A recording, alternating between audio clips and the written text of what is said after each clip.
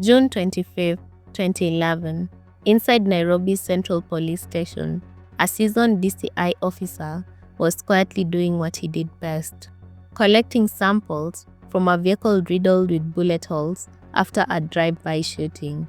Then, out of nowhere, he started bleeding from his nose and his mouth. 1 minute, he was standing. The next, he collapsed. Before his colleagues could even reach him with first aid, he was gone, just like that.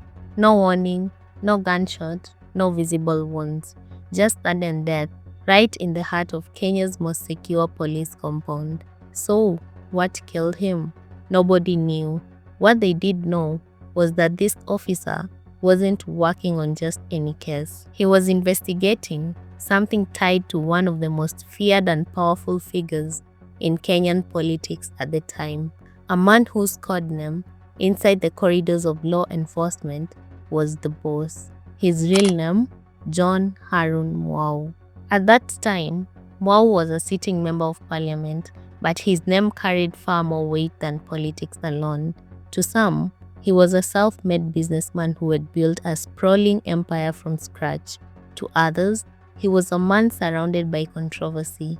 Just months earlier, the United States government had publicly named him in connection with international drug trafficking allegations, claims Mwau fiercely denied. The US Treasury Department reportedly froze assets worth billions of shillings, citing link to narcotics operations. Mwau, however, called it all political hit job, part of a larger plot by what he described as powerful enemies trying to destroy him. Among them, he would even mention the then US President Barack Obama, whom he accused of personally targeting his wealth and reputation. And now, with a DCI officer suddenly dead under mysterious circumstances, a man who had been working on a case somehow connected to the boss, everyone inside that station began whispering the same question. Was this coincidence, or had the shadow war around John Harun Mwau just claimed its first victim? Welcome back to Shadows of Justice, where we uncover the dark and the mysterious, stories that live in the dark corners between power, truth, and silence. Before we begin tonight's episode, I just want to take a moment to thank everyone who stood by Nairobi Insights through everything. Your comments, your support, your shares, and your patience through the storms. We've been facing a few legal challenges recently, the kind that test your faith in what you do, but it's because of you that we're still here. Every like, every view, every message reminding us to keep going. That's what fuels this mission. If you'd like to help us cover the legal fees and keep Shadows of Justice alive, you can do so through the till on your screen or in the description or the pinned comment. Every little contribution helps us keep the light shining in places most people are too afraid to look. Another thing I feel like pointing out for legal reasons is this disclaimer. This documentary segment is based on verified public records, court documents, and credible media reports. All individuals mentioned are presumed innocent unless proven guilty in a court of law. Nairobi Insights and Shadows of Justice present this story for documentary and educational purposes only. As it will be clear going forward, you will see that Harun Mwau likes to sue, na hatuna lawyer mwingine. Now, let's dive into the story. A story that begins at Nairobi's Central Police Station on a cold June morning in 2011, when a DCI officer dropped dead in broad daylight while investigating a powerful man codenamed the Boss.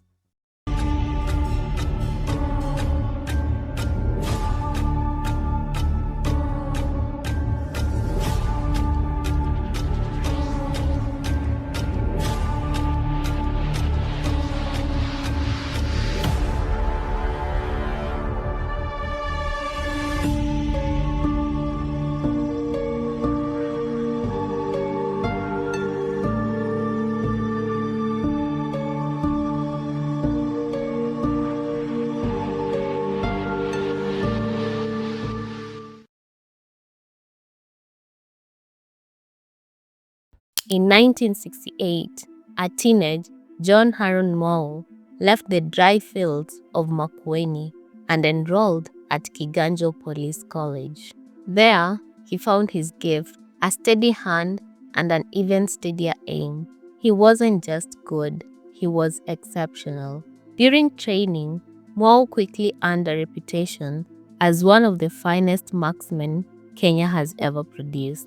His precision at the shooting range soon earned him a ticket most people could only dream of at the time, a chance to represent Kenya on the world stage.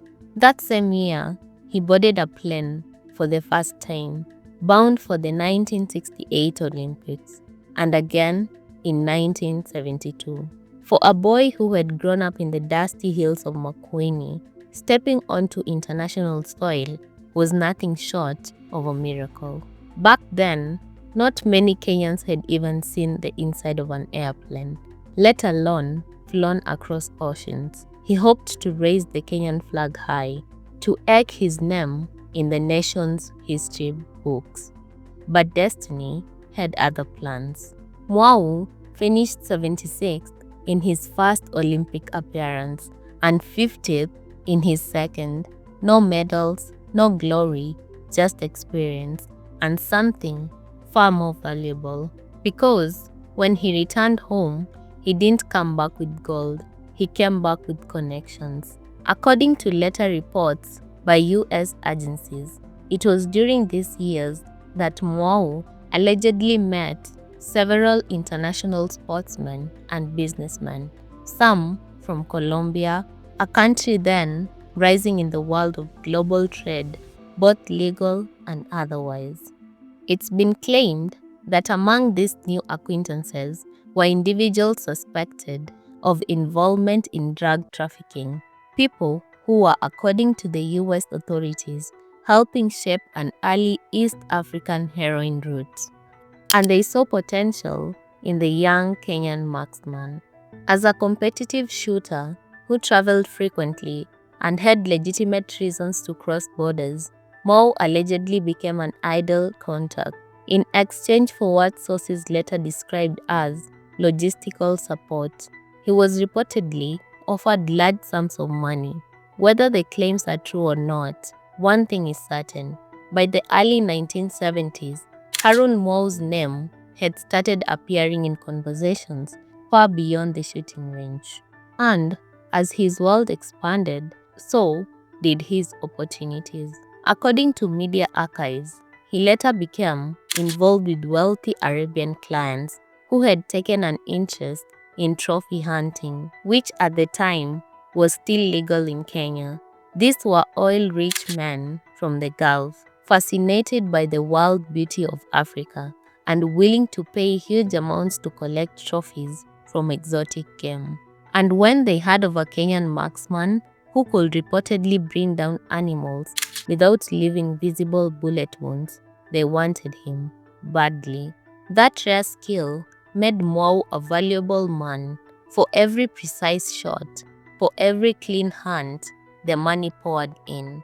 By the time he left the fields and forest behind, he wasn't just a former cop or an Olympic shooter anymore. He was a man who had seen the world and learned exactly how it worked.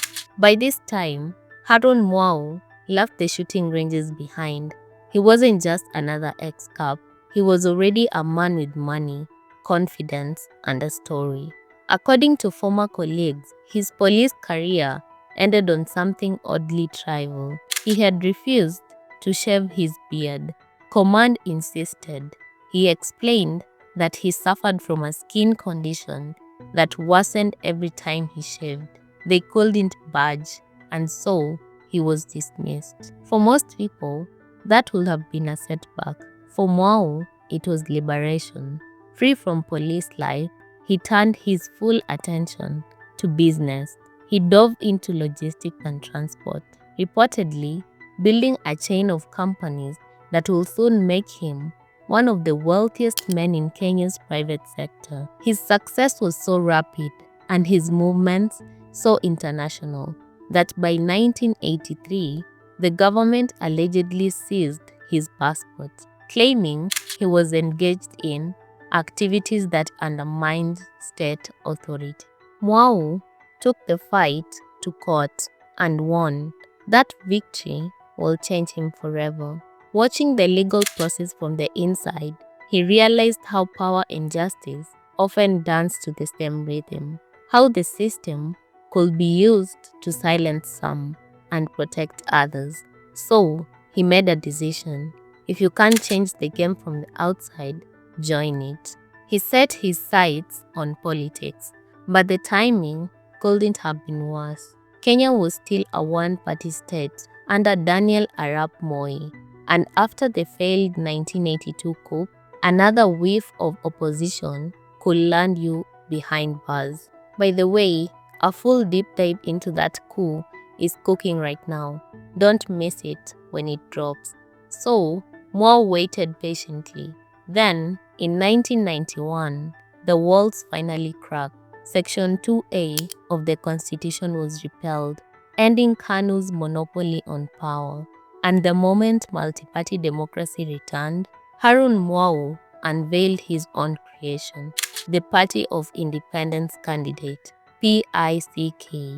In 1992, the general election, he ran for president, a bold move against a sitting dictator. He only received 10,400 votes, but the loss didn't break him. In fact, it cemented his place in Kenya's political history as the first presidential candidate to campaign using a helicopter. At just 44 years old, he was already showing the kind of wealth and confidence few politicians could match. One of the most talked about moments came in 1997 during a fundraiser for the National Youth Development Fund. President Moi was there, and so was Harun Mwau, arrived in a private chopper and casually donating 2.5 million Kenyan shillings in cash. It was a bold move, so extravagant that Moi reportedly took notice immediately. Within months, he appointed Mwau as the director of the newly formed Kenya Anti-Corruption Authority, KSCA, in December 1997.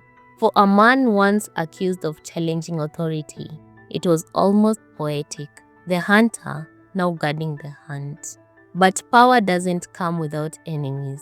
Barely 6 months into the job, Mwau reportedly attempted to prosecute senior officials at the National Treasury and Kenya Revenue Authority over an alleged 230 million Kenyan shillings tax fraud. And just like that, he was fired. It was a short-lived victory, a reminder that in Kenyan political jungle, even the boss could be replaced. After being dismissed from his powerful anti-corruption post, Harun Mwau disappeared quietly from the political scene. No press conferences, no statements, just silence. For the first time in years, the boss had stepped out of the spotlight. He focused on his businesses, the ones that had always been his true source of power. But Kenya's politics has a way of pulling its players back in. When Kilome MP, Tony Ndilinge, was mysteriously shot dead, the seat fell vacant. And with that vacancy came temptations. Mwau returned, this time with a campaign so sophisticated, even his opponents admired it. Sleek helicopters, expensive branding, and logistics so precise they could have been military grade. Though he lost the by-election, his efforts didn't go unnoticed. By 2002, those same opponents made sure he was on their side. During the general election that year, Mwau threw his weight behind KANU's candidate, a young Uhuru Kenyatta. He reportedly provided logistical support for the campaign, including 3 helicopters, which became a statement of wealth and loyalty. One of the men who benefited from that campaign machine was a then unknown businessman, William Kabogo, who served as Mwau's personal driver before becoming one of Kenya's most prominent political figures. But once again, Mwau backed the losing side. Uhuru Kenyatta was defeated by Mwai Kibaki under the NARC coalition, and Kenya's political landscape changed forever. Defeated, Mwau quietly bowed out of political limelight once again, retreating to the world of business, where his influence remained, even without headlines. Then came 2010. Parliament was in session when the then Minister for Internal Security, Professor George Saitoti, made a shocking statement. He read out a list of sitting members of parliament who were allegedly under investigation for possible involvement in the narcotic trades. Among the names mentioned was John Harun Mwau. It was an accusation that shocked the room. Mwau immediately denied the claims, calling them politically motivated and baseless. But the damage had been done. The international community took notice, especially the United States. The following year, in 2011, the US government publicly named Mwau among the several individuals it accused of being involved in international drug trafficking. The US Treasury Department froze assets it claimed were linked to him, reportedly worth billions of shillings, and banned him from entering the country. Mwau dismissed it all as a foreign conspiracy, saying he had never trafficked anything illegal and that the Americans simply wanted to destroy his businesses. He told reporters he wasn't bothered by the ban because, according to him, his life was already in danger. And then, just a week later, that danger seemed to arrive. Shots were reportedly fired at his car in Nairobi. For a moment, it seemed like the powerful businessman had survived an assassination attempt, but when detectives inspected the vehicle, things didn't add up. Police later told the media that after examining the car, they found inconsistencies. The bullet holes didn't match the statements given. If the shots were real, one or both of the occupants should have been seriously injured. Investigators concluded that the alleged attack may have been staged. To the public, it was a circus. To Mwau, it was yet another chapter in what he called an ongoing war to destroy his image. And as the years went by, the name Harun Mwau became less about politics and more about mystery. A man accused by the most powerful government in the world, yet never convicted in any court of law. A man once trusted to fight corruption, now fighting to clear his own name. This was just the beginning of his controversies. By the end of 2010, the name John Harun Mwau had once again found its way into the headline. This time, for reasons no politician or businessman ever wants to see next to their name. In December 2010, Mwau resigned from his post as Assistant Minister for Trade, following an announcement by then Internal Security Minister Professor George Saitoti. Saitoti told Parliament that several prominent Kenyans, including Mwau, were to be investigated over alleged links to drug trafficking. A list reportedly compiled with input from the US Embassy in Nairobi. For Mwau, it was a familiar feeling, powerful forces, powerful rumors, and his name right in the middle. But nothing could prepare him for what came next. In June 2011, the United States government, under President Barack Obama, officially designated John Harun Mwau as a narcotic kingpin under the Foreign Narcotics Kingpin Designation Act. It was one of the most severe sanctions the US Treasury can issue, a label reserved for the world's most notorious traffickers. According to the Office of Foreign Assets Control, Mwau was cited as one of the most powerful and active narcotics traffickers in the region. Under this designation, his assets in the US, reportedly valued up to $750 million were frozen. American citizens and companies were prohibited from conducting any business with him or his affiliates. For most people, that would have been the end of everything, but for Mwau, it was just the beginning of another fight. From 2011 onwards, he went on the offensive, not on the streets, but in the courts. He filed multiple lawsuits, each aimed at defending his name. he sued US Ambassador Michael Ranneberger for allegedly linking him to drug trafficking statements to the media. In 2013, he sued a university student over a Facebook post that claimed he was connected to the mysterious death of Professor George Saitoti, a post he called defamatory and reckless. Over the years, he also filed lawsuits against journalists, bloggers, international organizations, including a major defamation case against the Global Initiative Against Transnational Organized Crimes for a 2020 report that again mentioned his name. Through it all, his message never changed. He maintained that he was innocent, that the US government had made a mistake, or worse, was intentionally trying to seize his businesses under false pretense. According to Kenyan police reports at the time, local investigations reportedly found no evidence linking Mwau to any drug network. He was never charged with a narcotic-related crime in Kenya, but despite that, the US Kingpin designation stayed in place, a mark that once given is almost impossible to erase.